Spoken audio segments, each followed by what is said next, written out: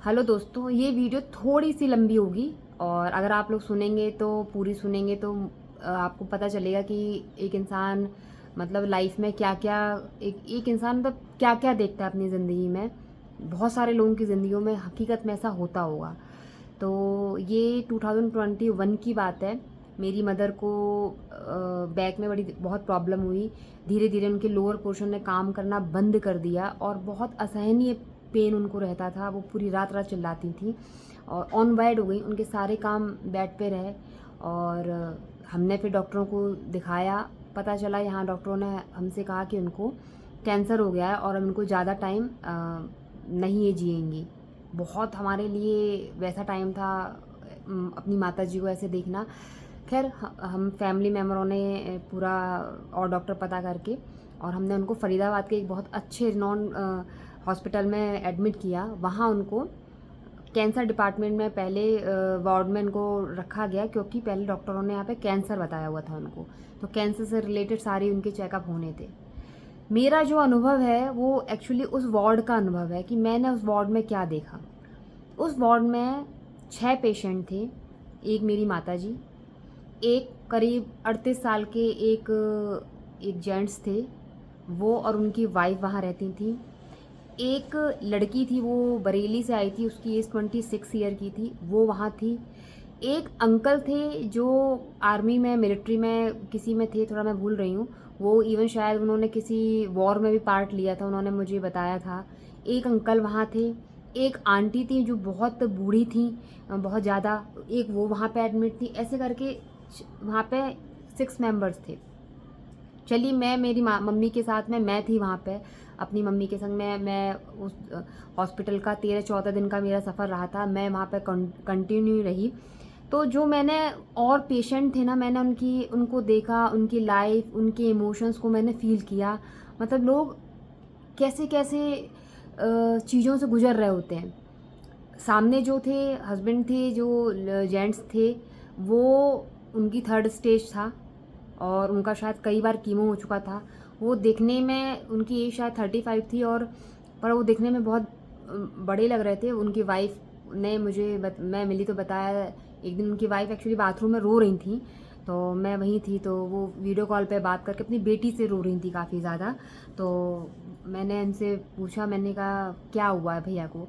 तो उन्होंने बोला कि एक्चुअली कैंसर की लास्ट स्टेज है और यही है घर फैमिली में, कोई फादर वादर कोई मतलब कोई नहीं है, सिंगल यही हैं। मेरे पे 2 बेटियां हैं और मैं जो हूँ मैं कभी घर से बाहर भी नहीं निकली हूँ। ये इनके ट्रीटमेंट के लिए मैं यहाँ पर आ रही हूँ और बहुत मुश्किल है मेरे लिए उनको इस तरीके से देखना। उनका इस तरीके का उनको दर्द में देखना मेरे लिए बहुत मुश्किल है। वो अपनी बेटी को बात करके हाँ ठीक हो जाएंगे पापा, इस तरीके से बोल रही थी।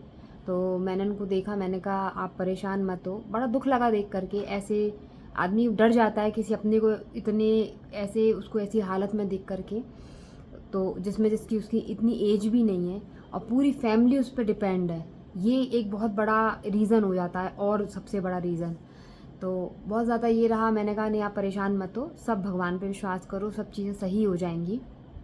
इधर मेरी मम्मी के भी सारे चेकअप्स वगैरह चल रहे थे, उनके सारे ट्रीटमेंट्स चल रहे थे पता करने के लिए कि एक्चुअली इनको कैंसर है या क्या चीज़ें हैं। वो सारे उनके टेस्ट कंटिन्यू चल रहे थे। मेरी मम्मी भी इधर पेन में ही थी अपना चीज़ें। एक अंकल जी थे जो लगभग होंगे 80 साल के लगभग आसपास। वो अकेले अंकल, उनके पास में कोई नहीं।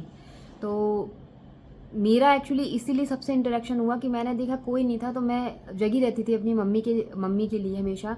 तो मैंने ये बोला कि आप लोगों को किसी को भी ज़रूरत हो तो आप लोग मुझे आवाज़ देना और मैं यहीं पर ही हूँ। मैं हमेशा मतलब अवेलेबल रहूँगी। आप लोग मतलब अकेले परेशान मत होना। वो अंकल जी का जब मैंने देखा, अंकल जी के संग कोई नहीं आया, तो मैं अंकल जी के पास गई। तो अंकल जी एकदम बहुत उदास होकर रोने लग गए। तो मैंने पूछा अंकल से क्या हुआ। तो अंकल बोले कि बेटा मेरे 3 बेटे हैं और देखो आज मेरे पास कोई नहीं है। मैं अपने कीमो कराना हो या कोई कुछ भी चीज़ें कराना हो, उसको कराने के लिए मैं खुद आता हूँ। तो मैंने कहा अंकल मतलब क्यों। तो बोले कि सबको ये लगता है कि पैसे वेस्ट हो रहे हैं और ये घर नाम कर दो, वो घर नाम कर दो। इस वजह से मेरे घर में बहुत ज़्यादा लड़ाइयाँ होती हैं और इसीलिए मेरे संग कोई नहीं आता है। तो मुझे बड़ा दुख लगा उनको देख कर के कि मैंने कहा बताओ, एक स्टेज ये है कि मतलब इतना आदमी बच्चों को या परिवार के लिए करके ऐसे स्टेज पर आया और आज उसके पास में कोई नहीं है। एक केस ये वहाँ पर ये था, एक केस था वो लड़की का, ठीक है, लड़की के संग में तो सब थे लेकिन उसकी एज इतनी कम थी। मैंने उसको देखा तो मुझे बड़ा वो लगा। तो वो मुझसे बोली कि दी बहुत बहुत उससे मुझसे बोली कि दीदी मैं ठीक हो जाऊंगी ना। तो मैंने बोला हाँ यार बिल्कुल ठीक हो जाओगे तुम, बिल्कुल परेशान नहीं होना और भगवान का नाम लेते रहा करो, भगवान पे बिलीव करो, आप ठीक हो जाओगे। ऐसी कोई चीज़ नहीं है जिसका इलाज नहीं, अगर वो चाहेगा तो ऐसा संभव ही नहीं है कि कोई चीज़ सही नहीं हो। तो बस भगवान पे आप फेथ रखना। तो एक वो था, मैं मिलती रहती थी कभी भैया से, कभी अंकल जी के पास। एक वो जो आंटी थी, उन आंटी का भी सेम केस था, उनका एक बेटा उनके पास रुका रहता था, थोड़े हेल्दी से थे वो भैया। और आंटी क्या होता था कि उनकी वाइफ शायद नहीं चाहती थी भैया की वाइफ की इतना इनका ट्रीटमेंट या इनमें कोई पैसे खर्च हो। तो अक्सर फ़ोन आता था तो वो उनको नीचे चले जाते थे बात करने के लिए। और आंटी चाहे आवाज़ देती रहे या कोई नर्स आ जाए कोई आ जाए तो मतलब वो ध्यान नहीं हो पाता था। तो वो मुझे आवाज़ दे के बुलाती थी और या तो मुझसे फ़ोन करवा देती थी कि आ जाओ डॉक्टर आया या नर्स आया है, कुछ इस तरीके की चीज़ें लेकर के। तो वो भी बहुत दुखी हुई। कोई उन्होंने ऐसी बुराई नहीं, बस इतना ही उन्होंने कहा कि बेटा मेरी बहू नहीं चाहती है, उसके हिसाब से पैसा बहुत बहुत खर्च हो रहा है। तो ऐसे सारे फेजेस मैंने वहाँ देखे। बड़ा मुझे बहुत वो लगा कि यार दुनिया में मतलब क्या है, ज़िंदगी में आदमी हर इंसान कैसे कैसे दौर से गुजर रहा है। कहीं किसी का परिवार साथ है तब भी उसको प्रॉब्लम है, पेन है, कहीं उसका परिवार साथ में नहीं है। तो बहुत वो लगा। मैं अपनी माताजी के लिए बहुत उनके तकलीफ़ को लेकर बहुत हम लोग खुद ही बहुत उसमें थे, कष्ट में थे कि भई मेरी माँ ठीक हो जाए कैसे भी करके। और देखिए मिरेकल होते हैं, ऐसा नहीं है। और मेरे माताजी के केस में तो मिरेकल हुआ कि अंत में डॉक्टर्स ने बोला, सारे टेस्ट आए कि बोले नहीं नहीं इनको कैंसर नहीं है। मेरी माताजी कभी बहुत पहले गिर गई थी तो उनके उनके नर्व में कुछ डैमेज हो गया था, जो बहुत पुराना केस था, बहुत पुराना। वो धीरे धीरे घाव होते इतना बढ़ गया था। तो अंत में उनका ऑपरेशन चला मेरी माताजी का, फिर नर्व का पीछे बैक में उनके एक प्लेट पड़ी, 5-7 घंटे ऑपरेशन चला उनका। रिस्की था, हालांकि डॉक्टर ने कहा था रिस्की है, लेकिन फिर भी क्योंकि कराना तो था ही उनका, तो वो चीज़ें कराई। मेरी माताजी तो भगवान की कृपा से अच्छे हो गए, लेकिन उनमें बहुत सारे ऐसे भी लोग थे, जैसे कि वो जो भैया थे उनको डॉक्टरों ने मेरे सामने ही मतलब यहाँ से मना कर दिया था। तो वो उनको मुंबई टाटा का जो कैंसर हॉस्पिटल है वहाँ लेके जा रहे थे। तो वो उनकी वाइफ मुझे मिली, वो बहुत मतलब बहुत रोने लगी। तो जेंट्स लोग आए हुए थे, काफ़ी सारे गांव से फैमिली के लोग आए हुए। डिसीजन तो वही लेंगे, लेडीज़ तो क्या डिसीजन ले पाएगी। मैं तो यही समझ रही हूँ कि लेडीज़ एक्चुअली बेचारी इतनी डिसीजन ही नहीं ले पाती है और उसका रीज़न क्या होता है कुछ समझ में नहीं आता मेरे को। तो वो लोग उनको वहाँ ले जा रहे थे। और भी थे, अंकल जी भी रहे होंगे। फिर हमारा तो खैर वार्ड शिफ्ट हो गया, मतलब पर ये रहा कि मैं करीब 8-10 दिन कैंसर वार्ड में रही, बाकी के मैं फिर उसके वार्ड न्यूरो वाले में उन्होंने शिफ्ट कर दिया, फिर मैं वहाँ पर रही थी। फिर हम लोग डिस्चार्ज कर दिए गए। तो बाकी लोग कितने दिन रहे मुझे उसका नहीं पता है।